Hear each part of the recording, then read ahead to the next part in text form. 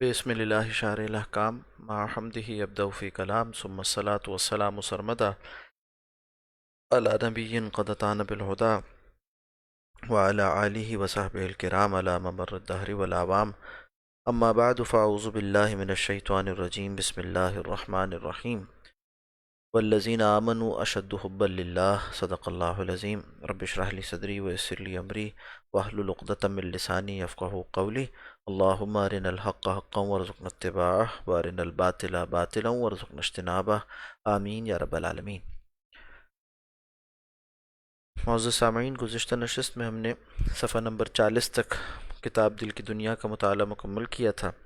آج اس سے آگے صفحہ نمبر 41 سے اگلے باب یعنی مقام محبت کا مطالعہ کریں گے۔ حضرت مفتی اعظم پاکستان مولانا مفتی محمد شفیع صاحب نور اللہ مرقدہ یہاں فرماتے ہیں کہ مقام محبت، اور اس کے تحت ایک عنوان ایک مصرے سے قائم کیا گیا، عشق ہی زندگی کا سوز، عشق ہی زندگی کا ساز۔ علامہ اقبال کا ایک مصرع ہے جس سے یہ بتلایا جا رہا ہے کہ یہ عشق و محبت یہ راہ سلوک کے فضائل میں پہلی فضیلت ہے۔ اس کو انسان حاصل کرے اور اس کو اپنے اندر جاگزی کرنے کی کوشش کرے تو اور بہت سے فضائل اس سے پھوٹتے ہیں، اس سے برآمد ہوتے ہیں۔ یہ بات تصوف کی اصطلاحات میں داخل ہے کہ ایک ہوتی ہے فضیلت اور ایک ہے مقام، یعنی فضائل اخلاق میں سے محبت ایک فضیلت ہے، اور جب یہ محبت کا وصف انسان کے اندر، یعنی صحیح محبت کا صحیح وصف صحیح خطوط پر صحیح تناسب کے ساتھ جب جاگزی ہو جائے اور وہ اس کی طبیعت ثانیہ بن جائے اور اس کا مستقل مزاج اس میں ڈھل جائے تو پھر کہتے ہیں کہ یہ مقام محبت کا حامل ہو گیا۔ یعنی مقام کیا ہے؟ کوئی ایسا اخلاق حمیدہ میں سے کوئی وصف جب اسے وہ حاصل ہو جائے، یعنی اس طرح حاصل ہو جائے کہ وہ اس سے چوکتا نہ ہو اکثر اوقات میں، اور وہ اس پر قائم رہتا ہو، تو پھر اس فضیلت کو مقام سے تعبیر کرتے ہیں۔ یعنی ایک ہے حال یا کیفیت اور ایک ہے مقام۔ حال و کیفیت آتی جاتی رہتی ہیں، مقام کیا ہے؟ وہ مسلسل ہو جاتا ہے۔ تو اسی طرح سے مقام صبر ہے، مقام شکر ہے، مقام محبت ہے، مقام رضا ہے، مقام توکل ہے۔ یہ سارے فضائل اخلاق اور یہ جو باطنی اوصاف ہیں، یہ جب اگر مستقل ہو جائیں کسی کی شخصیت میں اور باطن کی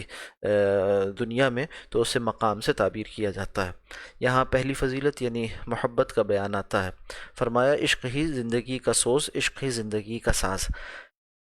جن باطنی اعمال کو حاصل کرنا ہر مسلمان کے لیے ضروری ہے، ان میں سے ایک اللہ اور اس کے رسول صلی اللہ علیہ وسلم کی محبت ہے۔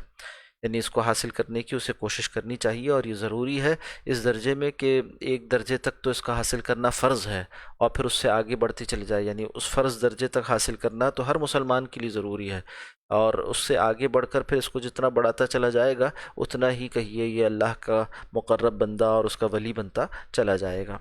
فرمایا کہ قرآن حکیم کا ارشاد ہے والذین آمنوا اشد حبا للہ، جو ایمان والے ہیں وہ تو اللہ کی محبت میں سب سے زیادہ شدید ہوتے ہیں، اور جو لوگ ایمان لائے ہیں وہ اللہ سے زیادہ محبت رکھتے ہیں۔ یعنی یہ کہ بقیہ ساری محبتیں تابع ہوتی ہیں، شدید محبتیں ہو سکتی ہیں اور جو کہ اللہ نے فطری طور پر انسان کے لیے مرغوب کر دی ہیں، مگر اشد محبت یعنی سب سے زیادہ شدید محبت وہ اللہ ہی سے ہونی چاہیے۔ اور حضرت صلی اللہ علیہ وسلم نے ارشاد فرمایا لا یؤمن احدکم حتی یکون اللہ ورسولہ احب الیہ مما سواہما، کہ آپ صلی اللہ علیہ وسلم کا فرمان ہے کہ تم میں سے کوئی شخص اس وقت تک مومن نہیں ہو سکتا، یعنی کامل مومن نہیں ہو سکتا، جب تک اللہ اور اس کے رسول اس کے لیے ہر ما سوا سے زیادہ محبوب نہ ہو جائیں۔ بقیہ ساری محبتیں، مال و دولت کی محبت اور اسی طرح سے دنیا کی محبت اور اسی طرح سے یعنی جائز محبتوں کی بات ہو رہی ہے، اسی طرح سے والدین کی محبت، اولاد کی محبت، بیوی بچوں کی محبت، یہ ساری محبتیں نیچے رہ جائیں، پیچھے رہ جائیں، اور اس سے آگے اور اس سے اوپر وہ اللہ اور اس کے رسول کی محبت آ جائے۔ جب یہ کیفیت ہوگی تو پھر بندہ مومن ایمان کو اپنی مکمل کر لے گا، اپنے ایمان کو چار چاند لگائے گا اور اپنے ایمان کو جو ہے وہ رونق والا بنا لے گا۔ فرمایا ان آیات و احادیث سے معلوم ہوتا ہے کہ محبت کی تحصیل ہر مسلمان پر فرض ہے۔ یعنی اس کا محبت کئی درجات ہیں، کئی ان میں سے ایک خاص درجہ فرض ہے جس کا کہ مطالبہ کیا جا رہا ہے۔ محبت کا دعویٰ کر دینا تو بہت آسان ہے اور ہر شخص یہ زبانی خدمت انجام دے سکتا ہے، یعنی زبان سے اس بات کا دعویٰ کر سکتا ہے، مگر اس کی حقیقت کو پیدا کرنا یہ ایک کام ہے جس کے لیے محنت ضروری ہے۔ لیکن یہ ایک شعر یہاں پر نقل کیا گیا کہ وَكُلٌّ يَدَّعِي حُبًّا لِلَيْلَى، یا دوسری طرح نقل ہوا کہ وَكُلٌّ يَدَّعِي حُبًّا بِلَيْلَى، یا كُلٌّ يَدَّعِي وصلاً بِلَيْلَى وَلَيْلَى لَا تُقِرُّ لَهُمْ بِذَاك، کہ ہر کوئی دعویٰ تو رکھتا ہے اس بات کا کہ وہ محبت رکھتا ہے لیلا سے یا وہ وصل رکھتا ہے لیلا سے، مگر لیلا اس بات کا اقرار نہیں کرتی۔ تو معلوم ہوا کہ جس سے محبت کی جا رہی ہے وہ جب اقرار کرے اس بات کا کہ ہاں واقعی یہ میرا محبوب ہے، ہاں واقعی یہ میرا جو ہے چاہنے والا ہے، تو پھر جا کر بات بنتی ہے۔ تو ضرورت اس بات کی ہے کہ ہماری محبت اللہ اور اس کے رسول سے ایسی ہو کہ واقعتاً اللہ سبحانہ و تعالیٰ فرمائیں کہ ہاں یہ بندہ مجھ سے محبت کرنے والا ہے، شریعت کے معیارات پر ہمارا دعوی محبت پورا اترتا ہو اللہ اور اس کے رسول سے۔ اصل دیکھنے کی چیز یہ ہے کہ محبت کی کچھ حقیقت بھی دل میں موجود ہے یا نہیں۔ دنیا کی ہر چیز کی محبت، ہر چیز کی طرح محبت کی بھی ایک علامت ہے، اور وہ علامت ہے محبوب کی اطاعت، یعنی ہر شے کی ایک علامت ہوتی ہے اور اس علامت سے اس کا ہونا یا نہ ہونا، یا پورا ہونا یا کم ہونا، یا زیادہ ہونا یا کم ہونا، یہ پہچانا جاتا ہے۔ تو محبت اللہ اور اس کے رسول سے اس کی علامت پہلی کیا ہے؟ وہ یہ ہے کہ اطاعت کرتے ہوں اللہ اور اس کے رسول کی۔ امام شافعی رحمۃ اللہ علیہ کا ایک مشہور شعر ہے، اس کا ایک مصرع یہاں نقل کیا گیا کہ ان المحب لمن یحب مطیع۔ پہلا مصرع اس طرح سے ہے کہ لو کان حبک صادقا لاطعتہ، اگر تم واقعتاً اپنی محبت میں سچے ہو تو اس کی اطاعت کرتے، اس لیے کہ قاعدہ یہی ہے اور یہی ہوتا آیا ہے اور یہی صحیح محبت کی علامت ہے کہ ان المحب لمن یحب مطیع، کہ جو شخص جس سے محبت کرتا ہے اس کی بات بھی مانتا ہے، اس کی اطاعت بھی کرتا ہے، اس کی فرمانبرداری کرتا ہے، اس کے مطالبے پورا کرتا ہے۔ تو اگر تم اللہ اور اس کے رسول سے محبت رکھتے ہو تو صرف دعوے کافی نہیں ہوں گے، بلکہ ان سے آگے بڑھ کر تمہیں کوشش کرنی چاہیے کہ اس کے مطالبے بھی پورے کرو۔ اللہ نے جن چیزوں کو حلال ٹھہرایا ہے اس پر اکتفا کرو، جنہیں حرام کیا ہے اس سے اجتناب کرو، اور فرائض و واجبات کی پابندی کرو، حرام و مکروہات سے بچو، اور رسول اللہ صلی اللہ علیہ وسلم کی سنت پر جس قدر چل سکتے ہو چلنے کی کوشش کرو، محبت سے سرشار ہو کر آپ کے طریقوں کو اختیار کرنے کی کوشش کرو۔ فرمایا اسی حقیقت کو قرآن حکیم نے اس طرح واضح فرمایا کہ قل ان کنتم تحبون اللہ فاتبعونی یحببکم اللہ، کہہ دیجئے کہ اگر تم اللہ سے محبت رکھتے ہو تو میری اتباع کرو، اللہ تم کو محبوب رکھے گا۔ یعنی ایک درجہ اور آگے کا حاصل ہو جائے گا، وہ یہ کہ اللہ تم سے محبت کرنے لگے گا، کہ رسول اللہ صلی اللہ علیہ وسلم کی اتباع کرو گے تو معلوم ہوا اس آیت میں کیا بات بیان ہوئی کہ اگر تم اللہ سے محبت رکھتے ہو تو کیا کرو؟ رسول اللہ صلی اللہ علیہ وسلم کا اتباع کرو۔ تو اتباع میں آپ سے آپ محبت شامل ہوگے، بغیر محبت کے اتباع نہیں ہے، بلکہ جب اللہ سے محبت کرتے ہو تو لازماً رسول اللہ صلی اللہ علیہ وسلم سے محبت کرو گے، اور جب محبت کرو گے رسول اللہ صلی اللہ علیہ وسلم سے تو لازماً آپ صلی اللہ علیہ وسلم کی اطاعت کرو گے، اور جب آپ صلی اللہ علیہ وسلم کی اطاعت کرو گے تو وہی اللہ کی اطاعت ہوگی، اور اس طرح اللہ سبحانہ و تعالی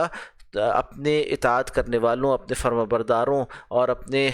پسندیدہ بندوں سے محبت کرنے لگے گا۔ یعنی پھر اللہ محبت کرے گا ان سے جو رسول اللہ صلی اللہ علیہ وسلم کی اطاعت کرتے ہیں اور رسول اللہ صلی اللہ علیہ وسلم سے محبت رکھتے ہیں۔ تو اللہ سبحانہ و تعالی ہمیں یہ نورانی راستہ اختیار کرنے والا بنا دے کہ ہم اللہ اور اس کے رسول سے محبت کرنے والے ہو جائیں حقیقی معنی میں، اور اس کی علامت یہ بن جائے کہ ہمارا عمل بھی گواہی دے، ہماری سیرت و کردار بھی گواہی دے، ہمارے اخلاق بھی اس بات کی گواہی دیں کہ ہم اللہ کے بتائے ہوئے طریقے پر چلنے والے اور رسول اللہ صلی اللہ علیہ وسلم کی سنت کا اتباع کرنے والے ہیں۔ ہماری گھر کی زندگی، ہماری باہر کی زندگی، ہماری معاشرت، ہماری معیشت، اسی طرح سے ہماری سیاست، ہمارے معاشرے، ہمارے تمدن، ہماری تہذیب، یہ سب گواہی دیں اس بات کی، ہمارے رسم و رواج، ہماری خوشی اور غمی کے مواقع، اور اسی طرح سے ہمارے باطنی احوال اور ہمارے ظاہری اعمال، یہ سب گواہی دیں کہ ہم اللہ اور اس کے رسول سے محبت کرتے ہیں، سب سے زیادہ محبت ان سے رکھتے ہیں، اور اس طرح سے کہ ان کی اطاعت کرنے والے ہیں، ان کی فرمانبرداری بھی کرتے ہیں۔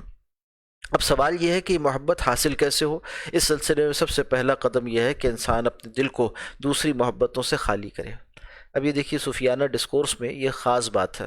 اور بہت ہی خاص بات ہے، اس کو سکھایا جاتا ہے کہ یہ جو قرآن حکیم کی آیات ہیں نا بہت سی، جس میں آپ دیکھیے بعض آیات تو وہ ہے نا جس میں صریحاً احکام سے متعلق ہیں، جنہیں ہم آیات احکام بھی کہہ دیتے ہیں، مگر اب یہ آیت کہ والذین آمنوا اشد حبا للہ، یہ آیت کون سی آیات احکام میں شمار ہوگی؟ ہاں اس میں ایک حکم تو موجود ہے، تو یہ کون سے فن کا حکم ہے؟ اس کی تربیت کہاں ہوگی اور اسے کہاں سمجھا اور سمجھایا جائے گا؟ اس کے معنی کو کہاں کھولا جائے گا؟ وہ علم تصوف ہے۔ چنانچہ صوفیاء کے ہاں پورا تصوف کا جو ڈسکورس ہے وہ محبت ہی کے اسلوب پر استوار کیا گیا ہے، تو وہاں سکھایا جاتا ہے اس بات کو کہ اللہ اور اس کے رسول سے محبت کیسے کرنی ہے، اس محبت کو سب سے زیادہ شدید کیسے بنانا ہے بقیہ محبتوں کے بالمقابل، اور بقیہ محبتوں سے کیسے انسان کو معاملہ کرنا ہے، کیسے انہیں برتنا ہے، کس درجے میں رکھنا ہے، یہ سب سکھایا جاتا ہے۔ چنانچہ یہاں طریقہ سکھایا گیا، کہا کہ اس سلسلے میں سب سے پہلا قدم یہ ہے کہ انسان اپنے دل کو دوسری محبتوں سے خالی کرے، اپنے دل کو دوسری محبتوں سے خالی کرے۔ صوفیہ اکرام نے بالکل درست فرمایا کہ قلب ایک ایسا برتن ہے جس میں دو چیزیں بیک وقت جمع نہیں ہو سکتی۔ قلب ایک ایسا برتن ہے جس میں دو چیزیں بیک وقت جمع نہیں ہو سکتی، یعنی اس میں اللہ کی محبت اور دنیا کی محبت یہ دونوں نہیں آ سکتے، یہ مخلوق کی محبت اور خالق کی محبت ایک ساتھ نہیں آ سکتی۔ ہاں جو چیزیں اللہ کی محبت میں معمد و معاون ہیں، مددگار ہیں، وہ اللہ کی محبت ہی میں شمار ہوتی ہیں، جیسے نبی اکرم صلی اللہ علیہ وسلم کی محبت، جیسے دین کی محبت، قرآن حکیم کی محبت، کعبۃ اللہ کی محبت، اللہ والوں کی محبت، اولیاء اللہ کی محبت، علماء دین سے محبت، یہ سب کیا ہے؟ یہ للہ ہے نا، اللہ کے لیے محبتیں ہیں، تو جو اللہ کے لیے محبتیں ہیں وہ اللہ کی محبت میں ہی شمار ہوتی ہیں، تو یہ آتی ہیں ایک ساتھ۔ اب اس دل میں غیر اللہ کی محبت نہیں آ سکتی، اور ان معنی میں کہ جو اللہ کا غیر ہے یعنی اللہ کے بالمقابل آتا ہے، اللہ کی محبت کو کم کرنے کا ذریعہ بنتا ہے، اللہ کی محبت کے بالمقابل آ کر اپنی محبت منوانا چاہتا ہے، وہ غیر ہے، وہ جمع نہیں ہو سکتا اس کے ساتھ۔ تو صوفیہ اکرام نے بالکل درست فرمایا کہ قلب ایک ایسا برتن ہے جس میں دو چیزیں بیک وقت جمع نہیں ہو سکتی۔ دل کو اللہ تعالیٰ نے خالص اپنے ہی لیے بنایا ہے، اب اگر یہ دل دنیا اور جاہ و مال کی محبت سے بھرا ہوا ہو تو اس میں اللہ کی محبت کیسے آئے گی؟ اس کی مشق کروائی جائے گی کہ کیسے دیگر محبتوں کو دل سے نکالنا ہے، اور ذکر اس کا بہت بڑا ذریعہ ہے، ذکر اس کا بہت بڑا ذریعہ ہے کہ ذکر کے ذریعے سے انسان جو ہے وہ اللہ کی محبت دل میں داخل کرتا ہے، غیر اللہ کی محبت کو نکالتا ہے۔ جیسے کہا جاتا ہے کہ جب کوئی شے کسی شے سے محبت ہوتی ہے نا، تو اذا احب شیئا اکثر ذکرہ، تو جو اس کا ذکر وہ پھر کثرت کے ساتھ کرتا ہے، اس کی زبان پر اسی محبوب شے کا ذکر ہو جاتا ہے، زیادہ ہو جایا کرتا ہے، بات بات میں اسی کا تذکرہ کرے گا۔ مثال کے طور پہ کوئی شخص اگر اپنے آبائی وطن سے تعلق رکھتا ہے، اس کو محبت ہے اپنے علاقے سے، اب اگر وہ مسافرت کی زندگی گزار رہا ہے کہیں، تو وہاں آ کر وہ بات بات پر ذکر کرے گا کہ میرے علاقے میں تو ایسا ہوتا ہے، میرے ہاں تو ایسا ہوتا ہے۔ کسی کو جو ہے وہ کوئی استاد محبوب ہے تو وہ بات بات پر ذکر کرے گا کہ ہمارے استاد یوں فرماتے ہیں، ہمارے استاد یوں کرتے ہیں، ہمارے استاد نے یہ سکھایا۔ اسی طرح سے کسی کو اپنے شیخ سے محبت ہے تو بتلائے گا ہمارے شیخ یہ فرماتے ہیں، ہمارے شیخ یہ فرماتے ہیں، زبان پر ذکر زیادہ ہوگا اس کا۔ تو اسی طرح سے جس کو دنیا کی محبت ہوتی ہے، اللہ محفوظ فرمائے، وہ بات بات پر دنیا کا ذکر کرے گا، اور دنیا کی ہی چٹخاروں کا، دنیا کی لذتوں کا، یہاں کے دو کے چار کیسے ہو جائے اور چار آٹھ کیسے ہو جائے، اسی کی باتیں کرتا رہے گا۔ کسی کو گاڑیوں سے محبت ہے تو گاڑیوں کا، سواریوں کا ذکر کرے گا، کسی کو جو ہے وہ کسی کھیل تماشے سے محبت ہے تو اس کا ذکر کرے گا۔ تو زبان پر جس شے کا ذکر زیادہ ہوتا ہے، معلوم ہونا چاہیے کہ اس کی محبت دل میں ہے۔ اور اب یہیں سے علاج کا طریقہ بھی واضح ہو گیا، وہ یہ کہ اب زبان پر جس شے کا ذکر زیادہ کیا جائے گا وہی دل میں محبت بنا لے گی، وہی چیز اپنی محبت دل میں اتار دے گی۔ اور یہ بھی کہا گیا کہ اذا تکرر علی اللسان، جب کوئی شے زبان پر بتکرار آتی ہے، تقرر فی القلب، تو وہ دل کے اندر قرار پا لیتی ہے۔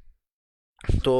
یہ اصول کیا ہوا؟ اب کثرت سے ذکر زبان پر جب اللہ سبحانہ و تعالیٰ کا ہوگا، اور جو ہے وہ کثرت کے ساتھ لا الہ الا اللہ کی تسبیح پڑھی جائے گی، اسی طرح دیگر تسبیحات کا اہتمام ہوگا، تو کیا ہوگا کہ خود بخود اللہ کی محبت دل میں آتی چلے جائے گی اس ذکر کی برکت سے، اور غیر اللہ کی محبت نکلتی چلے جائے گی۔ تو صوفیاء جو کثرت سے ذکر کا اہتمام کرواتے ہیں، اور جو کہیے کہ کثرت ذکر، دوام ذکر کا اہتمام ہوتا ہے، وہ اس کے حاصل کرنے کا، یعنی اللہ کی محبت کے حاصل کرنے کا اور غیر اللہ کی محبت کو دل سے نکالنے کا ذریعہ بن جایا کرتا ہے۔ تجربہ اس پر شاہد ہے، مجربات صوفیاء میں سے ہے۔ آگے فرمایا کہ اگر یہ خالصتاً اپنے ہی لیے بنایا ہے۔ اب اگر یہ دل دنیا اور جاہ و مال کی محبت سے بھرا ہوا ہو تو اس میں اللہ کی محبت کیسے آئے گی؟ اچھا، صحبت سے بھی محبت سیکھتا ہے انسان۔ کسی شخص کو وہ دیکھے کہ وہ کسی جگہ کا تذکرہ کرتا رہتا ہے بار بار، تو یہ جو اس کے ساتھ بیٹھنے والا ہے نا، اس کو بھی پھر دلچسپی ہونے لگتی ہے کہ یار وہ کون سی جگہ ہے جہاں کا یہ اتنا شیدائی ہے، میں بھی ذرا اسے دیکھوں۔ تو جو کہا نا کہ وہ تو وہ ہے، تمہیں ہو جائے گی الفت مجھ سے، ایک نظر تم میرا محبوب نظر تو دیکھو۔ وہ تو وہ ہے، تمہیں ہو جائے گی الفت مجھ سے، ایک نظر تم میرا محبوب نظر تو دیکھو۔ تو انسان جب کسی ایسے کے ساتھ بیٹھے جو اللہ کی محبت سے سرشار ہو، بات بات پر اللہ کا ذکر کرتا ہو، بات بات پر اور ہر نعمت کو اللہ کی طرف منسوب کرے، اور ہر شے میں اللہ کی قدرت کو دیکھے اور دکھائے، تو ایسے اللہ والوں کے پاس بیٹھنے سے بھی انسان کو اللہ کی محبت نصیب ہوتی ہے۔ کیسے کہ اس کے اندر بھی دلچسپی پیدا ہو جاتی ہے کہ میں ذرا جس سے یہ محبت کرتا ہے اس کی محبت میں ایسا سرشار ہے۔ محبت ایسی شے ہے جو دیکھ کر بھی ہو جایا کرتی ہے، یعنی کسی عاشق صادق کو دیکھا جائے تو اس کے محبوب سے آپ کو بھی محبت ہو جائے گی کہ کس قدر اس کو لبھا گیا ہے، اور کس قدر اس کی زندگی پر اس کا اثر ہو گیا ہے، کس قدر اس نے اور چیزوں کو چھوڑ دیا اس کی محبت میں، اور کیا کچھ جسے میں اپنا محبوب بنائے پھرتا ہوں ان چیزوں کو اس نے ترک کر دیا۔ تو ظاہر سی بات ہے کہ اس کا محبوب جو ہے وہ میرے محبوب سے اعلیٰ و افضل ہے، تبھی تو اس نے ان ادنا چیزوں کی محبت کو ترک کیا ہے۔ تو پھر آپ کے دل میں بھی یہ خیال پیدا ہوتا ہے کہ میں بھی ادنا چیزوں کی محبت کو چھوڑوں اور اعلیٰ محبوب کو، افضل محبوب کو اپنا محبوب بنا لوں۔ تو اللہ والوں کی صحبت سے بھی انسان ایسے اللہ کی محبت سیکھتا ہے۔ جو واقعی اللہ کی محبت کے رنگ میں رنگے ہوئے ہوں، ان کے پاس بیٹھنے سے، ان کی باتیں سننے سے وہ رنگ چڑھ جایا کرتا ہے اللہ کی محبت کا۔ اللہ ہمیں توفیق عطا فرما دے، اللہ ہمیں نصیب فرما دے، ایسی صحبتیں نصیب فرما دے۔ آگے فرماتے ہیں کہ حکیم الامت حضرت تھانوی قدس سرہ ایک مرتبہ خانقاہ سے گھر جا رہے تھے۔ حضرت کی خانقاہ تھانہ بھون میں تھی، اور ایک محلے آگے آپ کا گھر تھا، تو اپنے گھر کو تشریف لے جا رہے تھے خانقاہ سے، تو ساتھ حضرت مفتی شفیع صاحب رحمۃ اللہ علیہ فرماتے ہیں کہ میں بھی ساتھ ہو لیا۔ حضرت کے بہت سے واقعات جو کہ مجالس حکیم الامت کے نام سے ایک اور کتاب میں موجود ہے، بہت خاصے کی شے ہیں۔ جن حضرات کو یہ کتاب اور اس کے مطالعے سے شغف ہو تو پھر مزید مطالعے کے لیے مجالس حکیم الامت کے عنوان سے حضرت مفتی اعظم رحمۃ اللہ علیہ کی جو کتاب ہے، جو اصلاً ملفوظات ہیں جو حضرت تھانوی رحمۃ اللہ علیہ کی صحبت میں حاضری ابتداءً اپنے والد صاحب کے ساتھ، اور پھر اس کے بعد کے مختلف سالانہ تعطیلات میں اور مدرسے کی چھٹیوں میں جو وہ خانقاہ تھانہ بھون جا کر رہتے رہے دارالعلوم دیوبند کی تدریس اور وہاں کے قیام کے دوران، اور اس کے علاوہ تو وہ ساری مجالس کی جو روداد ہے، اس کے جو نکات بنائے حضرت نے، وہ اس کے اندر مرقوم ہیں، موجود ہیں، اس سے بھی استفادہ کرنا بہت مفید ہوگا انشاءاللہ۔ مجالس حکیم الامت کتاب کا نام ہے۔ فرمایا کہ حکیم الامت حضرت تھانوی قدس سرہ ایک مرتبہ خانقاہ سے گھر جا رہے تھے، مجھے بھی اس طرف جانا تھا، میں بھی ساتھ ہو لیا۔ راستے میں چلتے چلتے اچانک رکے اور جیب سے کاغذ اور پینسل نکالی، پھر کچھ لکھ کر اسے جیب میں ڈال لیا، پھر خود ہی مجھ سے پوچھا، سمجھے مولوی شفیع کیا بات ہوئی؟ میں نے انکار کیا، یعنی میں نے کہا کہ مجھے تو نہیں سمجھ میں آئی بات، آپ نے کیا کیا؟ تو فرمایا کہ دل کا بوجھ کاغذ پر ڈال دیا۔ فرمایا کہ دل کا بوجھ کاغذ پر ڈال دیا، ایک کام یاد آیا تھا جو خانقاہ میں واپس آ کر کرنا ہے، نہ لکھتا تو دل میں کھٹکتا رہتا، اب دل فارغ ہے۔ پھر فرمایا دل کو اللہ نے اپنے لیے ہی بنایا ہے، اپنے لیے ہی بنایا ہے، یعنی دل ایسی خاص چیز ہے کہ اس کو اللہ سبحانہ و تعالیٰ نے اپنے لیے بنایا، چنانچہ اسے فارغ رکھنا چاہیے اللہ کی محبت کے لیے، اللہ کے ذکر کے لیے، اس پر اور وسافز کو، اس پر اور خیالات کے ہجوم کو نہیں رکھنا چاہیے۔ بڑے اللہ والوں کی بات ہے۔ تو یعنی یہاں اس واقعے سے اس بات کی طرف تلقین ہوئی کہ انسان جو ہے نا، اس کے دل پر، اس کے ذہن پر بہت سے ہجوم ہوتے ہیں خیالات کے، بعض اوقات دینی کاموں ہی کے خیالات ہوتے ہیں۔ اچھا، اب ان خیالات کی وجہ سے اگر اطمینان قلبی میں فرق آ رہا ہے، یا اس کی وجہ سے اگر کچھ یکسوئی میں فرق آ رہا ہے، تو یہ چیز بھی گوارا نہیں ہوتی ایک سچے عاشق کو۔ وہ کرتا کیا ہے کہ اس فکر بندی کو کسی اور کے حوالے، جیسے کاغذ پر لکھ لیا تو اب یاد رہ گئی بات، وہاں رہے گی، اور جب جائیں گے کام کی جگہ پر تو وہاں سے کاغذ اٹھا کر دیکھ کر اس کام کو انجام دے لیں گے، اور دل کو اللہ کی محبت کے لیے فارغ رکھا جائے۔ یہ اہتمام ہمیں بھی چاہیے، کوشش کریں. یہ بزرگوں کے واقعات اصل میں عمل کرنے کا ذریعہ بنتے ہیں، عمل میں نکھار پیدا کرنے کا ذریعہ بنتے ہیں. اور یہ بہت مفید بات ہے کہ اپنے پاس ایک چھوٹی ڈائری یا کوئی کاغذ اپنے پاس رکھنا چاہیے. جب کوئی کام یاد آیا، جب کوئی چیز ضروری ذہن میں آ گئی، اور خاص طور پہ وہ لوگ جو علمی مشاغل سے تعلق رکھتے ہیں، ان کو چاہیے کہ علمی نکات اور کوئی بات اور کوئی مسئلہ سمجھ میں آیا، کوئی عبارت حل ہو گئی، کوئی جو ہے وہ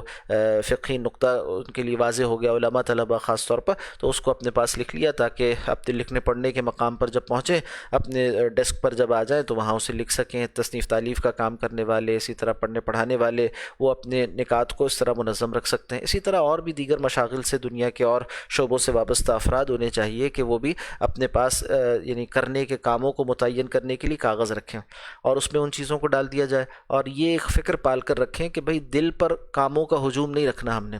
اپنے اوپر ذہن پر ان کاموں کے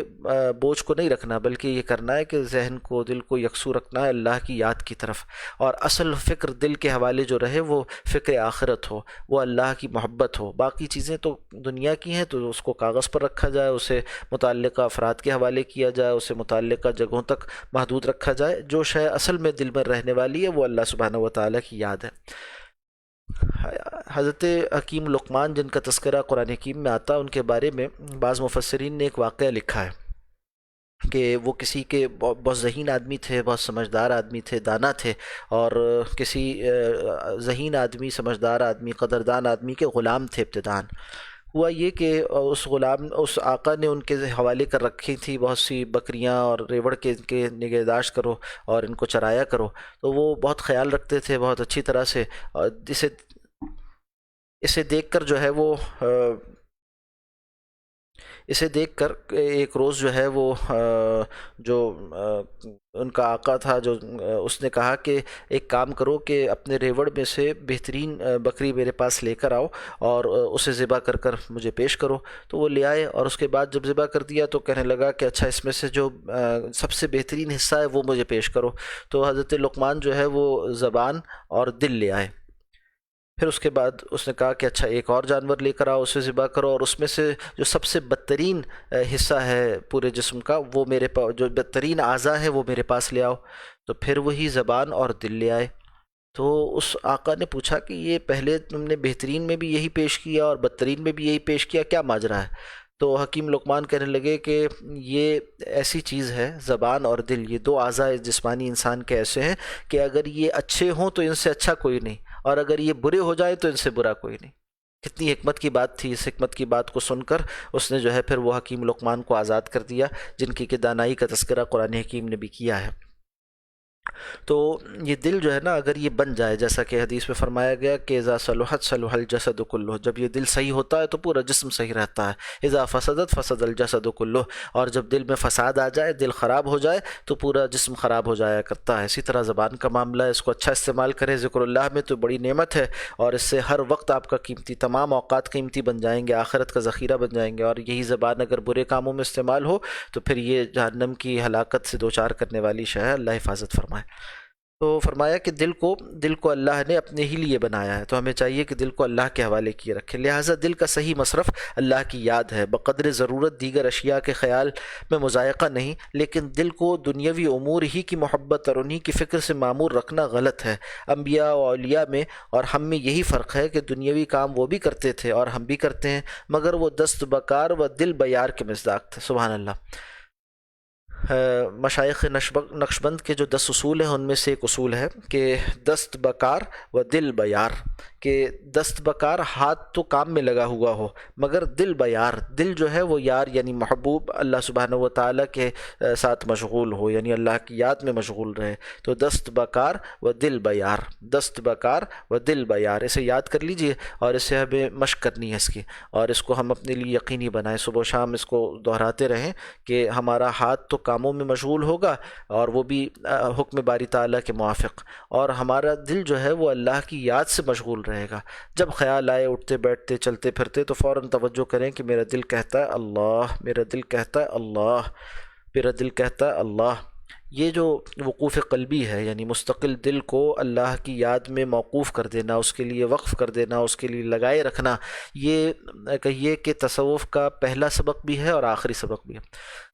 سلسلہ نقشبندیہ کے اسباق میں پہلا سبق بھی یہی ہے، اور جو محقق صوفیہ وہ فرماتے ہیں کہ آخر حال بھی یہی ہے جو مطلوب ہے۔ سارا سلوک طے کرا کر جو آخری مقام سالک کو مطلوب ہوتا ہے وہ یہی ہوتا ہے کہ اس کا دل اس طرح سے اللہ کی یاد میں مشغول ہو جائے کہ دنیا کے کاموں میں مشغول ہو تب بھی دل اللہ اللہ کرے، دل اللہ کی یاد سے معمور رہے۔ اللہ سبحانہ و تعالی ہمیں توفیق عطا فرما دے۔ تو دست بکار و دل بیار کے مصداق تھے، خالص دنیا کے کام انجام دیتے وقت بھی ان کا قلب اللہ کے ذکر اور اس کی یاد میں محو ہوتا، یعنی مشغول رہتا۔ اس کے برعکس ہمارا حال یہ ہے کہ ان کاموں میں ہمارے ہاتھ پاؤں تو کم صرف ہوتے ہیں مگر دل ہمہ وقت دنیا ہی میں مشغول رہتا ہے۔ اللہ حفاظت فرمائے۔ حضرت صدیقہ عائشہ رضی اللہ عنہا سے کسی نے پوچھا کہ حضرت صلی اللہ علیہ وسلم کی گھریلو زندگی کیسی تھی؟ انہوں نے فرمایا کہ آپ صلی اللہ علیہ وسلم اسی طرح گھر میں تشریف لاتے جس طرح دنیا کے سب مرد، لیکن فرق یہ ہے کہ تمام دنیاوی امور انجام دینے کے ساتھ ساتھ جب کان میں اذان کی آواز پڑتی تو مرہ کعلم یعرفنا، ایسے گزر جاتے تھے، یعنی ایسے تشریف لے جاتے تھے، اس طرح اٹھ کر چلے جاتے تھے جیسے ہمیں پہچانتے ہی نہیں۔ مشہور محدث امام ابو داود رحمۃ اللہ علیہ کے اساتذہ میں سے ایک بزرگ حداد یعنی لوہار تھے۔ ان کا معمول یہ تھا کہ گرم لوہے پر ضربے لگاتے لگاتے جس وقت اذان کی آواز کان میں پڑتی تو اگر ہتھوڑا سر سے اوپر اٹھایا ہوتا تو اسے وہیں پیچھے کی طرف چھوڑ دیتے، اور اس ایک ضرب کو کام میں لانا بھی گوارا نہیں کرتے تھے، یعنی اب مزید کام آگے نہیں بڑھاتے تھے۔ یہ اصل میں اس طرح سے دل کا نماز کے ساتھ معلق رہنا، جیسا کہ حدیث میں آیا نا کہ وَقَلْبُهُ مُعَلَّقٌ بِالْمَسَاجِد، بندہ مومن وہ ہے کہ جس کا دل جو ہے مسجدوں کے ساتھ معلق رہتا ہے، جڑا رہتا ہے۔ اس کا مطلب کیا ہے کہ ایک نماز سے فارغ ہوتا ہے تو اسے یہ فکر رہتی ہے کہ بس اگلی نماز میں پھر مجھے حاضری کی توفیق نصیب ہو جائے۔ تو اب ایسے شوق کے کام کے لیے، ایسے محبوب کام کے لیے یہ دنیا کے حقیر مشاغل کو چھوڑنا بہت آسان ہو جاتا ہے۔ تو اٹھایا ہوا ہتھوڑا بھی اب کام میں لانا، یعنی اس سے ضرب لگا لینا، اسے گوارا نہیں کرتے تھے کہ اب تو وصل کا موقع ہے، اب تو اللہ کے حضور حاضری کا موقع ہے، اب کیا یہ ادنا کام کرتا رہوں اور کہاں اس میں وقت کو صرف کروں۔ حضرت طلحہ رضی اللہ عنہ نے بڑی خطیر رقم صرف کر کے ایک باغ لگایا تھا۔ حضرت طلحہ رضی اللہ عنہ نے بڑی خطیر رقم صرف کر کے ایک باغ لگایا تھا۔ ایک دن دیکھ بھال کے لیے باغ میں گئے، ذرا فرصت ملی تو نماز کے لیے کھڑے ہو گئے، اتنے میں ایک پرندہ آ کر کھجوروں کے خوشوں میں الجھ گیا، یعنی وہ گھنے خوشے تھے، اس کے اندر آیا، باہر نکل نہیں پا رہا تھا، پھڑپھڑانے لگا۔ حضرت طلحہ رضی اللہ تعالیٰ عنہ کی نگاہ اس پر پڑی تو ذہن کچھ دیر کے لیے نماز سے ہٹ کر اس کی طرف متوجہ ہو گیا۔ سلام پھیرا تو تنبہ ہوا اور جا کر حضرت عثمان رضی اللہ تعالیٰ عنہ سے کہا کہ یہ باغ مجھے اللہ کی یاد سے غافل کرتا ہے، اس لیے میں اسے صدقہ کرتا ہوں۔ اس زمانے میں یہ باغ 9,000 میں فروخت ہوا، 9,000 میں فروخت ہوا، یعنی اس زمانے کی کرنسی کے موافق بڑی خطیر رقم تھی جس میں سے فروخت کیا گیا۔ موطا امام مالک کی روایت ہے۔ تو اللہ کے راستے میں پیسے دے دیے، یعنی یہ کہ جو شے اللہ کی یاد سے غافل کرے، صحابہ اکرام اس طرح سے اللہ کی یاد کو قیمتی جانتے تھے، اسے ہر شے سے زیادہ غالی، ہر شے سے زیادہ اہم، ہر شے سے زیادہ قیمت والا جانتے تھے کہ دنیا کے بڑے سے بڑے فائدے کو بھی اس کے لیے قربان کر دیتے تھے کہ اللہ کی یاد میں، یعنی اس کی طرف یکسوئی میں، اس کے دھیان میں کمی نہ آنے پائے۔ تو اللہ کی محبت حاصل کرنے کے لیے سب سے پہلا کام یہ ہے کہ دل کو غیر اللہ کی محبت سے فارغ کیا جائے، دل کو غیر اللہ کی محبت سے فارغ کیا جائے۔ اس کے علاوہ دوسرا طریقہ معرفت کی کوشش ہے۔ عقلی طور سے انسان غور کرے تو کسی کے ساتھ محبت کرنے کے عموماً 4 اسباب ہوتے ہیں۔ اس کو انشاءاللہ کل پڑھیں گے، اس میں کچھ تفصیل ہے اور کل انشاءاللہ اس کی تفصیل دیکھیں گے۔ آج یہاں پر مطالعے کو روکتے ہیں۔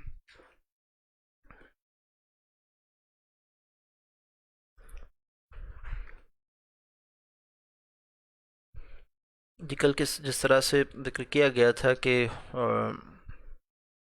مومن کا ہتھیار کے نام سے صبح و شام کی مسنون دعاؤں پر مبنی جو کتاب حضرت مولانا یونس پالنپوری صاحب کی دستیاب ہے،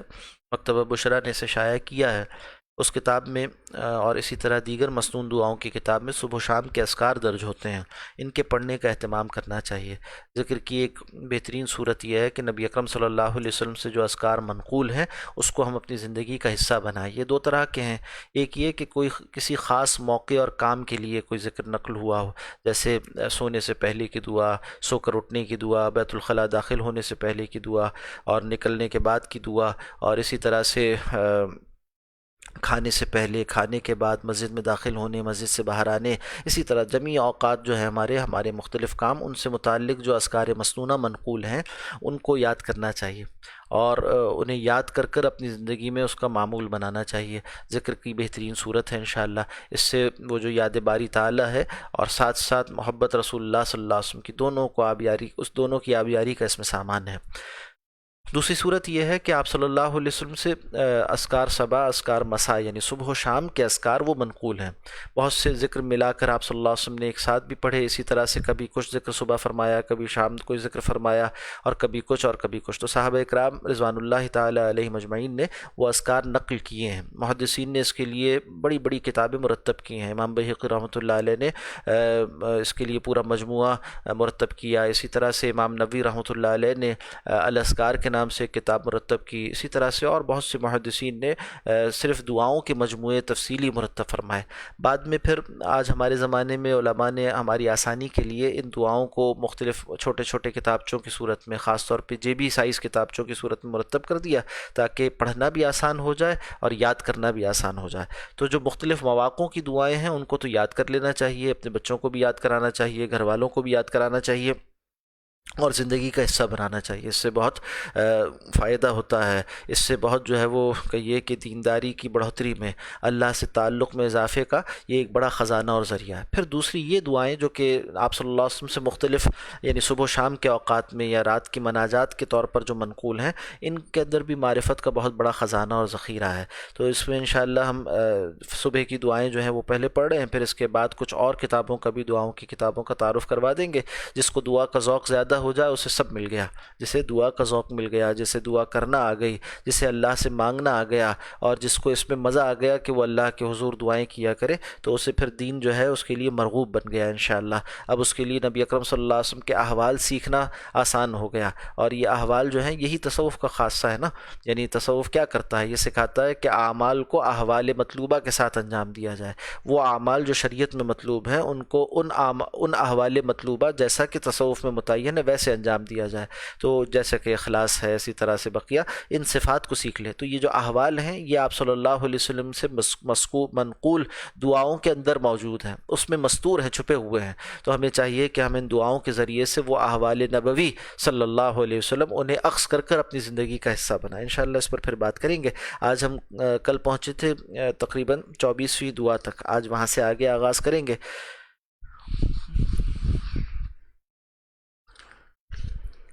سنن ترمذی کی روایت ہے کہ آپ صلی اللہ علیہ وسلم نے فرمایا کہ جو شخص صبح کو اعوذ باللہ السمیع العلیم من الشیطان الرجیم 3 مرتبہ پڑھ کر مذکورہ آیات پڑھ لے تو 70,000 فرشتے دعائے رحمت کرتے ہیں اس کے لیے، اور اس دن اگر مر گیا تو شہادت کا اسے اجر ملتا ہے۔ وہ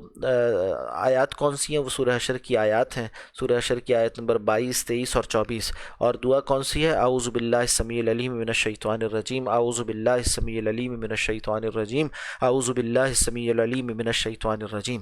دعا بھی آیات بھی پڑھ لیجئے۔ هو اللہ الذی لا الہ الا هو عالم الغیب والشہادہ هو الرحمن الرحیم، هو اللہ الذی لا الہ الا هو الملک القدوس السلام المؤمن المہیمن العزیز الجبار المتکبر سبحان اللہ عما یشرکون، هو اللہ الخالق البارئ المصور له الاسماء الحسنى یسبح له ما فی السماوات والارض وهو العزیز الحکیم۔ مجموع الزوائد اور طبرانی کی روایت ہے، حضرت حسن بصری رحمۃ اللہ علیہ فرماتے ہیں کہ حضرت سمرہ بن جندب رضی اللہ تعالیٰ نے فرمایا کہ میں تمہیں ایک ایسی حدیث نہ سناؤں جو میں نے رسول اللہ صلی اللہ علیہ وسلم سے کئی مرتبہ سنی، اور حضرت ابو بکر، حضرت عمر رضی اللہ عنہما سے بھی کئی مرتبہ سنی ہے۔ میں نے عرض کیا ضرور سنائیے۔ حضرت سمرہ رضی اللہ تعالیٰ نے فرمایا جو شخص صبح اور شام ان کلمات کو پڑھے تو اللہ تعالیٰ سے جو مانگے گا اللہ تعالیٰ ضرور اس کو عطا فرمائیں گے۔ اور وہ دعا کیا ہے؟ اللہم انت خلقتنی وانت تہدینی وانت تطعمنی وانت تسقینی وانت تمیتنی وانت تحیینی۔ اگلی دعا موطا امام مالک میں نقل ہوئی ہے۔ اس دعا کے پڑھنے کی وجہ سے رسول اللہ صلی اللہ علیہ وسلم کو تکلیف پہنچانے کی نیت سے آنے والا جن منہ کے بل گر پڑا تھا، تو جنات کے شر سے حفاظت کا ذریعہ ہے دعا۔ اعوذ بوجہ اللہ الکریم وبکلمات اللہ التامات اللاتی لا یجاوزہن بر ولا فاجر من شر ما ینزل من السماء ومن شر ما یعرج فیہا وشر ما زرع